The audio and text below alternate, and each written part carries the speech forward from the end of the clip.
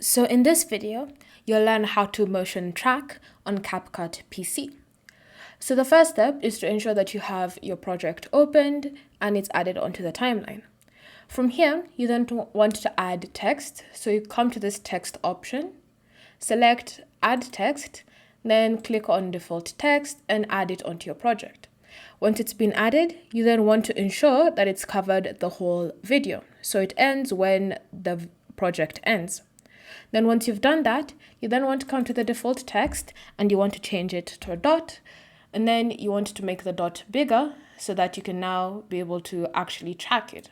Again, also move the dot to the center of the project so that it's easy to keep track of the project. So it's easy to center the video itself. Then once you've done that, it's then time to start adding keyframes. So you want to move this to the beginning of the project, and then you want to ensure that you have the video selected. Then you want to come to video. Next to transform, you want to click on this add keyframe icon, and then the keyframe should be added at the beginning of the video. So just click on it and it's added at the beginning of the video. Then from here, you want to move further down the timeline until the point where you want to track an object.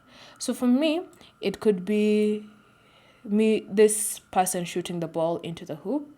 So we can start from around here. So from there, you then want to come and you want to scale the video like that. And then you want to adjust it. And then you want to move it until the circle is covering the ball like that. Then you want to select add keyframe. Alternatively, you also notice that the keyframe has automatically been added with the changes you've just applied. So what you want to do is just keep moving. So every time the ball moves, you also adjust the video so that it adjusts to your changes. So keep going until you've covered the whole video. And then once you've added all those keyframes, you can then remove the dot from the video because you finished tracking your object. So from here, you just want to play a video and you'll notice that it keeps zooming in and it keeps tracking my ball all the way until it goes through the hoop, which means that we've successfully motion tracked on CapCut PC. So depending on what you're tracking, you might need to use a different shape or a different text so that you can be able to track it properly. Thank you for watching. If you have any questions or comments, leave them down below and we'll get back to you.